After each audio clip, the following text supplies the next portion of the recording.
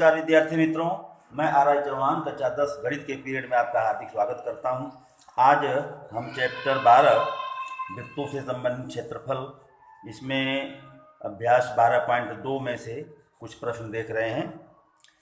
देखिए, जैसा कि इसके पिछले वीडियो में हमने कुछ प्रश्न समझाया था, आज हम इसमें से देख रहे हैं प्रश्न नंबर 13। देखिए, एक गोल मेज पोस्ट पर 6 समान डिजाइन बने हुए हैं। जैसा कि हमने आकृति में बना लिया है, एक गोल मेज पोस्ट पर 6 समान डिजाइन बने हुए हैं जैसा आकृति में दर्शाया गया है। यदि मेज पोस्ट की त्रिज्या 28 सेंटीमीटर हो तो रुपया 0.35 मतलब 35 पैसे प्रति वर्ग सेंटीमीटर की दर से इन डिजाइनों को बनाने की लागत ज्ञात कीजिए। करने में 3 का मान 1.7 दिया हुआ है, मतलब करने में 3 आएगा, वहाँ 1.7 लेना है। देखिए, ये जो मेज पोस्ट यानी वृत्ताकार है मेज पोस्ट बनाया हुआ है, इसमें एक षष्ठकोण नियमित षष्ठकोण बनाया हुआ है। तो इसका केंद्र जो है हमने P मान लिया और ये षष्ठकोण है ABCDEF। तो इस पर ये षष्ठकोण के बाकी भागों में पीछे की तरफ ये डिजाइन बनाए हुए हैं। इन डिजाइनों को बनाने की लागत ज्ञात करनी है। तो इसका मतलब पहले इन डिजाइनों का क्षेत्रफल हम ज्ञात करेंगे और फिर ये 35 पैसे के हिसाब से इसका खर्च ज्ञात करेंगे।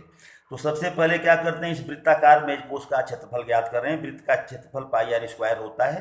इसकी त्रिज्या 28 है, तो 22/7 × 28 × 28, 7 से 4 बार में काटेंगे, गुणा करेंगे, 2464 सेंटीमीटर स्क्वायर आया। अब डिजाइन जो चारों तरफ डिजाइन बनी है उसके अतिरिक्त वाला भाग क्या है कि नियमित षष्ठकोण है, और एक केंद्र O में से इस सभी 6 शीर्ष बिंदुओं को मिला देने पर ये प्रत्येक समबाहु त्रिभुज बन गया।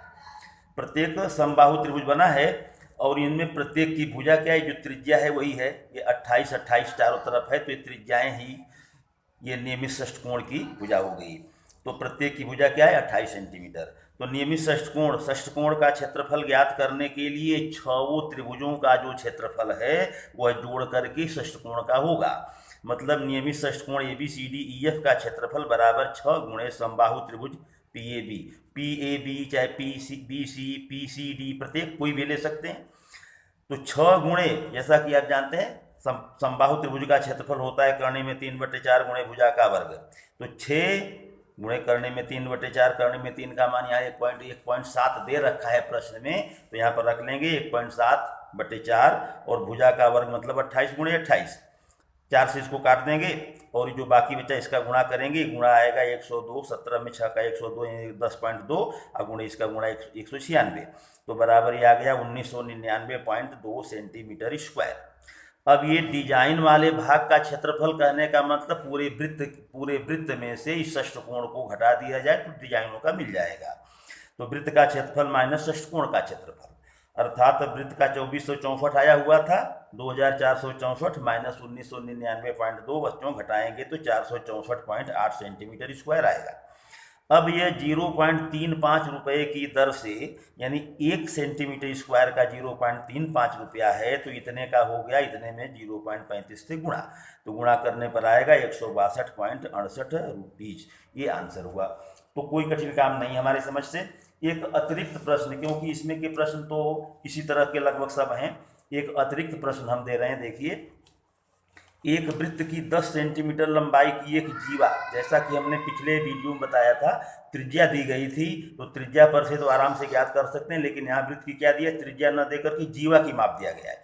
एक वृत्त की 10 सेंटीमीटर लंबाई की एक जीवा केंद्र पर समकोण आंतरित करती है। इस जीवा द्वारा बनते लघु वृत्तखंड और दीर्घ वृत्तखंड के क्षेत्रफल ज्ञात कीजिए, जहाँ पाई को मान 3.14 लिखा हुआ है। तो देखिए, यह रहा वृत्त, इसमें एक AB जीवा है। इस जीवा की माप 10 सेंटीमीटर है, जबकि त्रिज्याओं की माप नहीं दी गई है। त्रिज्या को हमने R मान लिया और ये जीवा के द्वारा केंद्र पर कितने अंश का कोण बन रहा है, लिखा है कि समकोण आंतरित करती है, मतलब ये कोण 90 अंश का है। तो इस पर से हम इन त्रिज्याओं को ज्ञात कर सकते हैं। देखिए, जीवा AB है, कोण AOB 90 दिया हुआ, OA बराबर OB बराबर ये R, OA OB क्या मान लिया, RN त्रिज्या। तो ये समकोण त्रिभुज हुआ। त्रिभुज AOB में यहाँ कोण वो समकोण है, तो पाइथागोरस के प्रमेय के अनुसार कर्ण का वर्ग बराबर बाकी दोनों भुजाओं के वर्गों का योग, यानी AO² + BO² बराबर AB² होगा। ये लिखा R² + R² बराबर 10 का वर्ग यानी 100, तो 2R² बराबर 100, तो R² बराबर 50।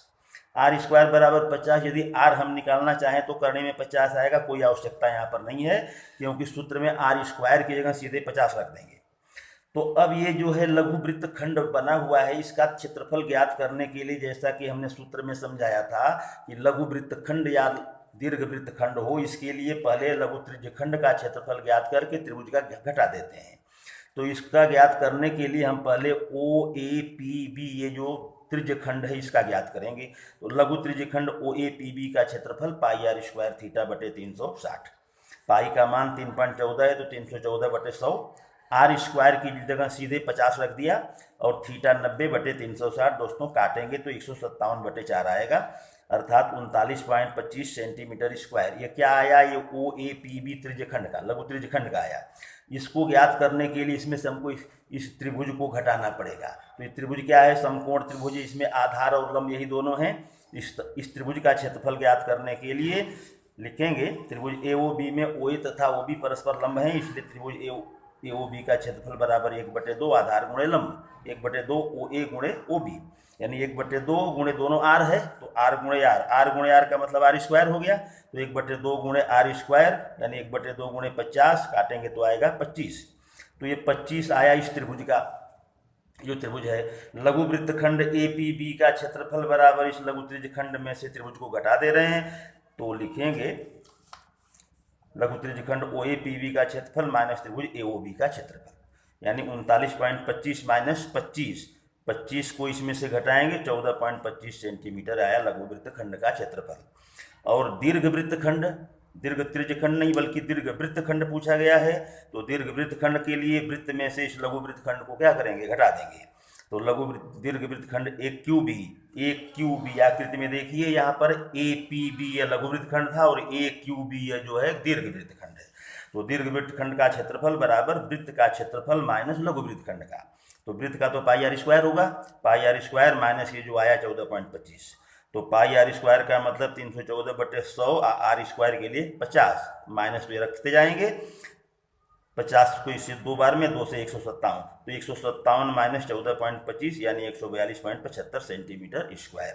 तो इस प्रकार मिला लघु वृत्तखंड का क्षेत्रफल 14.25 सेंटीमीटर स्क्वायर और दीर्घ वृत्तखंड का क्षेत्रफल 142.75 सेंटीमीटर स्क्वायर। तो इस प्रकार त्रिज्या की जगह जीवा का माप देकर के भी प्रश्न पूछे जा सकते हैं। तो आशा है समझ में आ गया होगा, और आगे की वीडियोज को देखने के लिए अब हम अगले वीडियो में एक्सरसाइज 12.3 के कुछ प्रश्न समझाएंगे। आगे की वीडियो देखने के लिए चैनल को लाइक कीजिए, सब्सक्राइब कीजिए और दोस्तों में शेयर कीजिए। धन्यवाद।